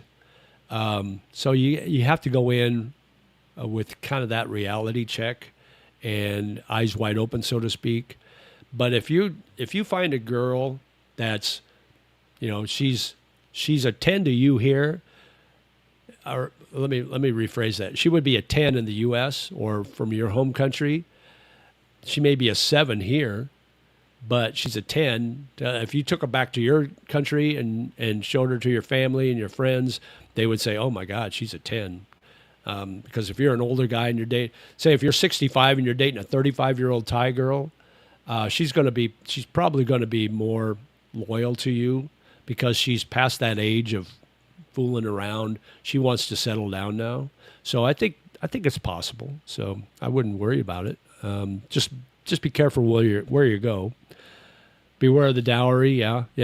The dowry is more for women who've never been married. I think if they've been married before or they have kids, maybe the dowry is not that big a thing. But yeah, I'm not sure. Kicking your coverage, best advice ever. That's what I call it. What other terms have I heard before? I can't remember off the top of my head, but yeah. The earned video describing the look match concept most helpful. Age gap okay if look match is okay, I think, but always must have money. Yeah, absolutely. I mean, so I'm single, so I'm living off basically 65,000 baht a month is basically, that's what I bring in, and I hardly ever go past that. Rare occasions I do, like if I travel, then I'll spend more than 65,000 baht. But look at it this way. If you have a steady girlfriend, that money's probably going to go up. That budget's probably going to go up because you're eating, two of you are eating now, and maybe she doesn't eat as much. But even if she cooks at home, you're still spending as much money on groceries as you would if you ate out every day. If you're the breadwinner and she's not working, you're spending money on her personal items like shampoo. She has a different shampoo than you, deodorant, toothbrush, feminine hygiene, just things like that on a monthly basis. You're going to be spending that you normally wouldn't spend. So things are more expensive when you have a girlfriend, a steady girlfriend. Now, if she works, then her money's her money, and she can buy her own personal items with it. My money's will pay for the rent, pay for the utilities, pay for electricity, Wi-Fi, whatever the case. And then we'll go out to eat. And if she wants to buy me dinners once in a while, that's fine too. But I don't have to spend my money sending it to her family. That would be a perfect, ideal situation. That's what I had back in the Philippines. It was a great situation. I have a real 29-year relationship with my wife who is Thai. Yeah, you are a perfect example of how to do it the right way. My 110-pound Thai girlfriend eats an astonishing amount. How do they stay so thin? That's what I don't understand. The thing is, they don't have fast food here like they do in the U.S. If you look at pictures back when I was in high school, I watched a video the other day. It was 76 or something like that. It was a Peter Frampton outdoor video, and they were showing the crowd, and everybody was in, the guys had their shirts off, the girls were in bikini tops. There were zero fat people in that crowd, zero. They're all tanned. They looked healthy. Nobody was fat. Fast forward 30 years, and everybody's fat. Well, not even 30 years, but now everybody's fat in the U.S., and it's just a horrible thing because the food industry and the big pharma are ruining people's health in the U.S. And it hasn't hit here, and hopefully it won't hit here. But yeah, it's just it's amazing to look back. And back when I was growing up, we never had the PF 50 or whatever. We never did any of that. And I used to detassel, and if you don't know what detasseling is, go look it up. But I did 2 years detasseling out in the cornfield, blistering sunburns on the back of my neck, no skin cancer, nothing ever happened to me. Never wore sunscreen. Now everybody wears sunscreen, and what's happening? Everybody's getting skin cancer now. Never used to happen before, so there's something going on. That's my conspiracy theory cropping up. Alone time is important too. We all need our own space. Yeah, so My girlfriend in the Philippines, she was a housekeeper, but she was a stay out. So she would go in the morning at 8, come back about 7 at night. I had that whole day to myself. Then had weekends together, and then we had every evening together. So it was a perfect situation. Just the wrong place. If I could do that here, it'd be 100% perfect. You need more subscribers to help pay for all that personal care products and food for your next hot Thai roommate. Absolutely. I asked Ern one time, this is a while back. I said, man, I see on your live streams you get all these super chats and all this money. I go, I don't get any of that. She laughs. She goes, that's because you're not a woman. I go, that's exactly right. I don't have simps on my website or my live feeds sending me money all the time. Conspiracies are conspiracies until proven true. Hard to find one that has not become true. Absolutely, yeah. Eventually, a conspiracy theory becomes fact. You're right. I see the weight here in the Philippines going up. Tagaytay isn't that big of a city, but there are 6 McDonald's here. Yeah, it's starting to do that here in Thailand too. The 2 places I've been in Asia that I don't see that happening is Vietnam and Japan. They're still very slim, very fit, because I don't see a lot of fast food in either of those places. Detasseling corn is the worst job I ever had. Yeah, it was brutal. But you know what? When you get that check every 2 weeks or whatever, and that's when I first started driving, that was like, oh, there's my holiday money, baby. There's my weekend cash. So it was worth it.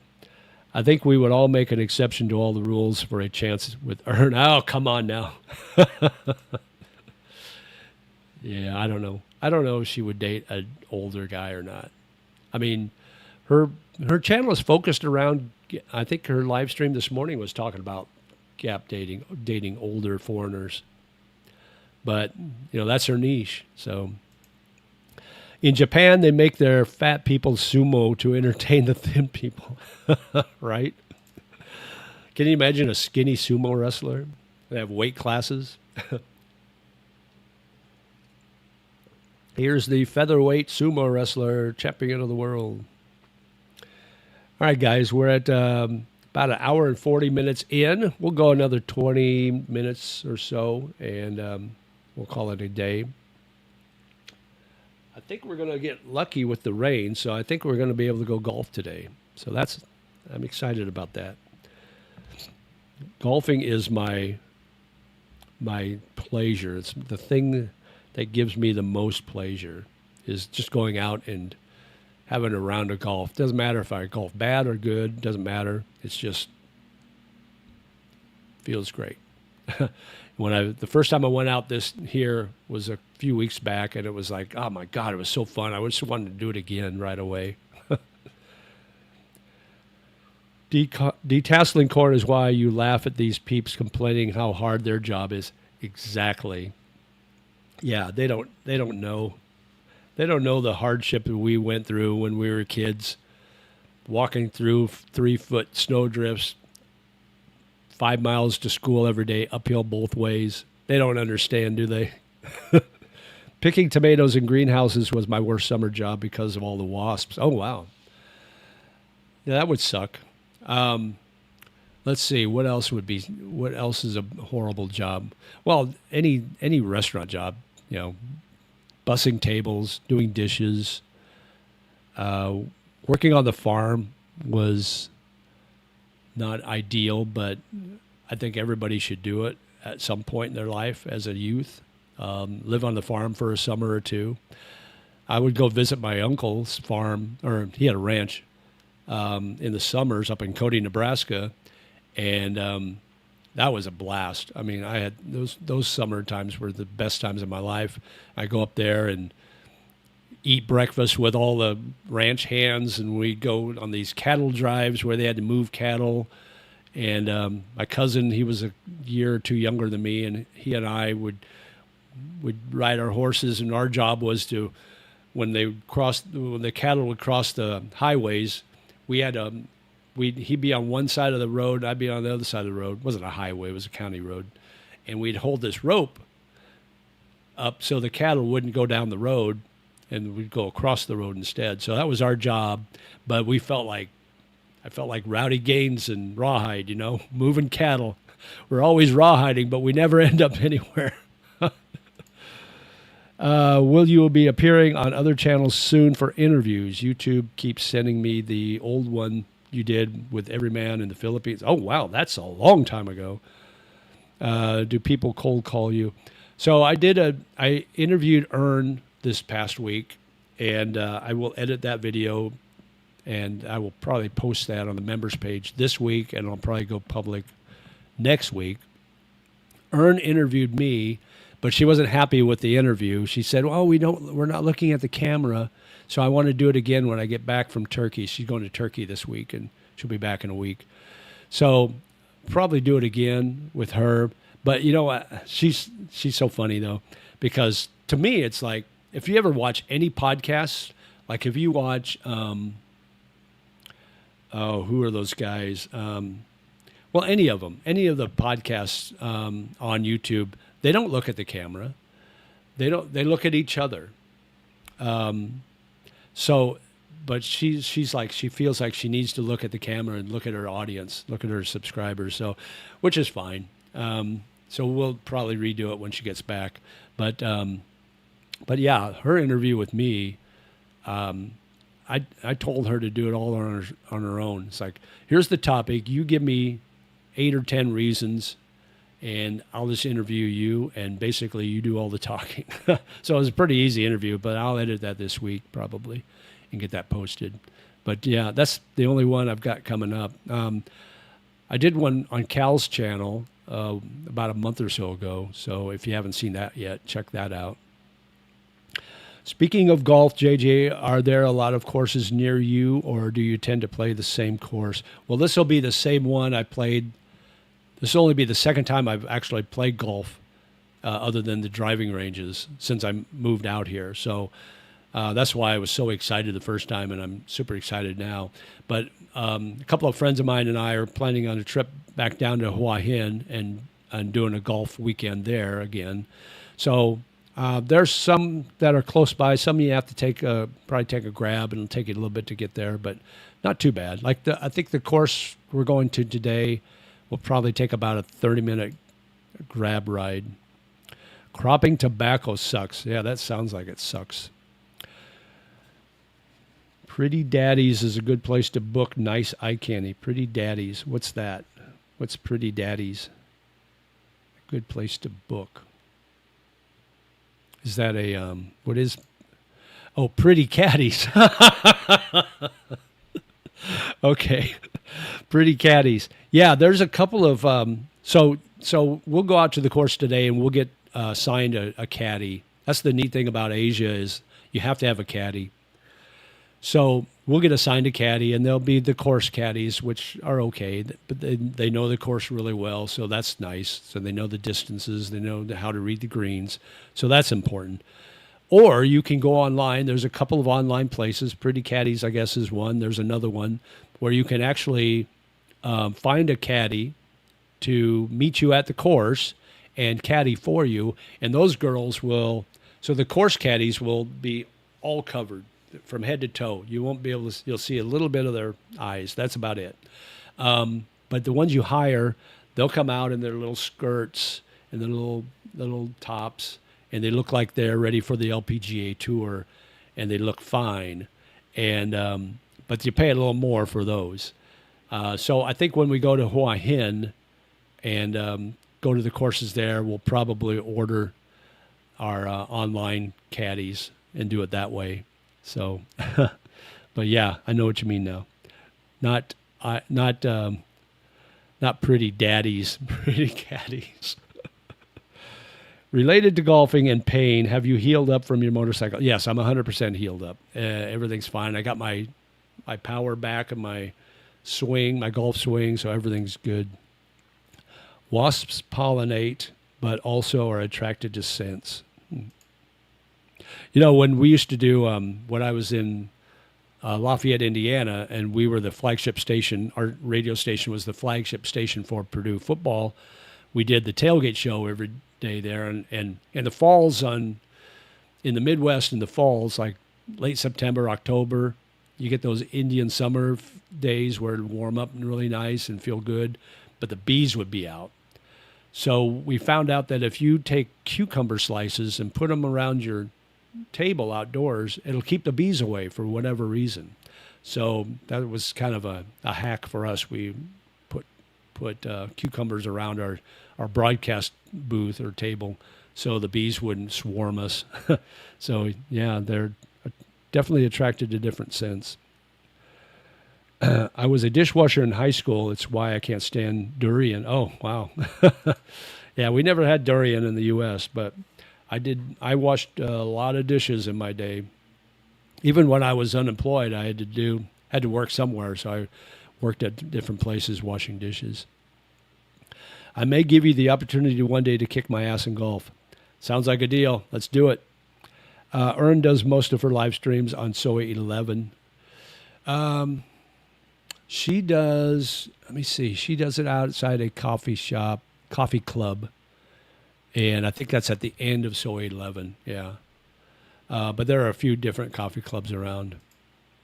Turkey is awesome. Yeah, I never thought about it until I was talking to Erin the other day. She says Turkey is like being in the West.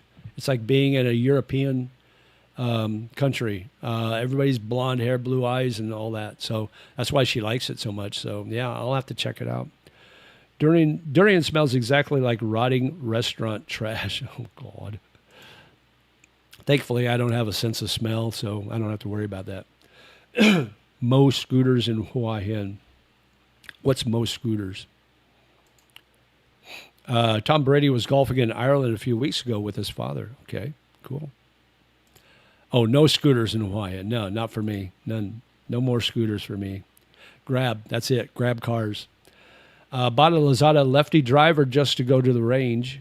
Will bring my clubs back next trip home. So you're a lefty too. I'm a lefty. How much did your driver cost? What brand was it? I need to get a driver. I don't like my driver. I've got the M1, the TaylorMade M1 driver, and I don't like it. I can't hit. I think part of the problem is my shaft is too stiff. That's what she said. I need a more flex on my staff, because my club head speed is not very fast. So I need a little more flexibility on my shaft. Let me see. Thanks, JJ. Enjoy your afternoon of golf. I hope you look into fasting to resolve your allergies. I do fast. I only eat twice a day. I eat at 11 and I eat at 5, and then I don't eat from then on. So I'm fine. Thanks for caring, Steve. Royal Portrush, Port Marnock, and Adar Manor. Those are exclusive courses. Where are those in Ireland? Is that what you're talking about? Is that where Tom Brady golfed? What will it cost for you for a round of golf today with caddy and cart? I'm a golfer, and when I move to Thailand, I'm bringing my clubs, tennis racket, and pickleball racket. Okay, so this is a fairly inexpensive course. So I think the green fees with the caddy and the cart is like 1,500 baht. And then you usually tip the caddy. I usually tip her, like last time I tipped her 500 baht. So that's 2,000. And then if you buy, if you buy beverages, like I think the beers are like 55 baht for a can of beer. So that's a pretty good price, actually. So I think I had 2 beers. I bought my caddy 2 beers on the course, and then I had a beer afterwards. So that's 5 beers. So that's about 2,500 or 250 baht. So the whole day cost me about $60 probably for a whole afternoon of golf, which I think is pretty good. Now, that's one of the cheaper courses. You can spend a lot more. I mean, you can go up from 1,500 for a round on up. Just depends where you go. So Yeah. So it'll be a little more when we go to Hua Hin. I think the courses average around 25 to 4,500 for a round. So it'll be a little more for that. Turkey sounds like a good destination to be able to travel with a Thai girlfriend, and has Roman history too. Cool. Yes, Adair Manor is where the Ryder Cup will be. Oh, okay, in 2027. Cool. Looking forward to that. You're getting old. The flex on your staff matters. Absolutely. You should try doing a live stream or vlog on the golf course with nice caddies. I will do that. I don't know about live stream, but I will record my round or two on the courses, and I'll probably do it this one if I get the chance to get out there, and then maybe one or two times down in Hua Hin with the rent-a-caddy, with the cute caddies. That'll be kind of fun to do. But yeah, I will definitely do that. Turkey has fabulous golf courses. Oh, awesome. Man, I'm thinking Turkey might be on my list of places to go see. I know Ern loves it there. She thinks it's amazing. She's been there a few times. The PGM with a stiff shaft, right around 3,000 baht. Didn't want to spend a lot in case I did not like it, and know I will use my home driver once I get there. I'll get them here. Description was in Thai, so swagged purchase. All right, so the PGM is like the basic beginners clubs. So if you've never golfed before, you can get the PGM. It's like getting, let me see, my first set of clubs I got was the Jack Nicholson or Jack Nicklaus clubs. Golden Bear, I think it was the brand. And they were shit. But when you're beginning, and for you, it's like until you get your normal clubs here, that'll be fine. You shouldn't spend a lot of money on it. But yeah, that's kind of the low end. Izmir is awesome. Izmir. I don't know what Izmir is. Oh, Istanbul was nice. Istanbul is nice. Yeah, see, I didn't realize, and that would be kind of a cool place to go to, Istanbul, Constantinople. A lot of rug touts. Yeah, I can imagine. Because you see these movies, these old movies, people in Istanbul or Constantinople, and it's like everywhere you go, they're selling rugs. Won't take no for an answer, though. Yeah. I'm thinking of golfing to the Dubai World Cup next year, horse racing. Oh, thinking of going to the Dubai World Cup next year, horse racing. Oh, very cool. Yeah, I've never really thought about going to Dubai or anywhere out that way. I've heard they're nice. I think it's pretty expensive, though, right? Greetings from Hua Hin. I loved Istanbul. Great blend of modern and ancient. Oh, nice. I might have to check into that. What's the dating like there? Do you need to bring sand to the beach, or can you date while you're there? Or, I might just go for the food. Is the food there good?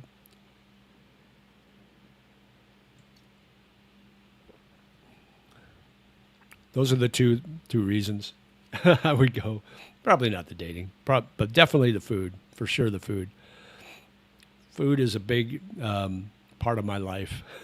So fasting is out of the question. Let's see. Izmir, Turkey. When walking down the street, dude was trying to sell me a large rug. Yeah. That's like that in Ho Chi Minh City in Vietnam. The vendors there are relentless. They'll tug on your shirt, and if you make eye contact with them, it's over. They don't take no for an answer. UAE was very expensive, in my opinion. Turkey was well priced. Awesome. Japan appears to be another visa-free country for Thais. Maybe good golfing there too. Yeah, I heard the golfing there is good, but it's really expensive from what I understand. And I think you can go to. I think Japan has really good visa entry for for foreigners, for like me. Let's see, what is the requirement to travel to Japan? What the hell? Hang on. What is, why is it not spacing? Hang on, I'll do it this way instead. Phone's acting up. What are the requirements for traveling to Japan for a U.S. citizen? Okay.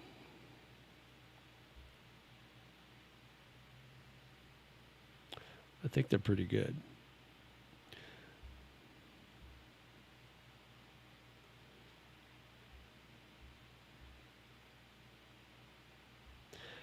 Or whatever, my ChatGPT is not working right. It's not giving me, here it goes. All right. An ordinary U.S. passport valid for the duration of your stay, proof of onward ticket, and complete online visit travel web declaration prior to arrival. For short-term stays under 90 days. Okay. So do you get, is it visa-free entry or do you get visa on arrival? It's not telling me. All right, I hate AI. Istanbul sits on 2 continents. Yeah, that's right. Yeah, Turkey is like Europe and Asia. Because I always thought Turkey was Asia, and I didn't realize it was partially in Europe too. Japan golf is very expensive, and they take it super seriously. If you are a hack golfer, they may throw you off the course. My friend got tossed off one. Really? Wow. Well, I'm not quite a hack golfer. I'm a little better than that. Not a lot better, but a little. Turkey hotels have security for a reason. Why is that?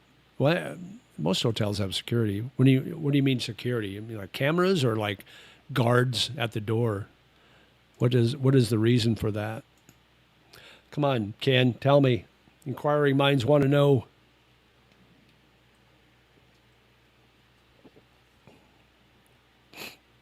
All right. Still going, Japan, you get 3 months on arrival. It's nice. Okay, I thought it was pretty good like that. 3 month. Do you have to apply online like an e-visa type thing? Or do you have to do anything online like with Vietnam, you have to fill out an e-visa and it costs like $25 for a single entry. Is it anything like that? No? Oh, awesome. I want to go back to Japan. It's been a long time. It's been 6 years since I've been to Japan, over 6 years, and I really want to go back. I loved Japan when I was there. It's awesome. Looks like Thais can go to Panama, Taiwan, Malaysia, and Singapore visa-free also. Other countries too, but these might be nice to see with girlfriends too. Yeah, absolutely. Filipinos, their big issue is getting out of their country the first time. I mean, it's like almost impossible. It's really hard for them to leave the country if they want to go somewhere for 2 weeks on vacation outside of their country. I will stop by Japan on my way back to the U.S. when I go back. Cool. So I've been to Tokyo and I've been to Osaka, and I love both those places, but I absolutely love Tokyo. It's so cool. All right, guys, it's 2 o'clock, so it's 2 hours in. It's 11 o'clock, so I've been on for 2 hours. So I think I'm going to probably call it good. Love Japan would stay there, but they don't use the English language, even though they are required to learn it in school. Oh, I didn't know that. I didn't know they were required to learn it in school. Interesting. All right, so we will call it a day. Thank you so much, everybody, for joining. Make sure you hit that like button, the thumbs up before you leave. And we'll see you next week. And wish me luck on my golf. And as always, live life, my friend. Sabay, sabay. We'll talk to you next week. Take care. Bye-bye.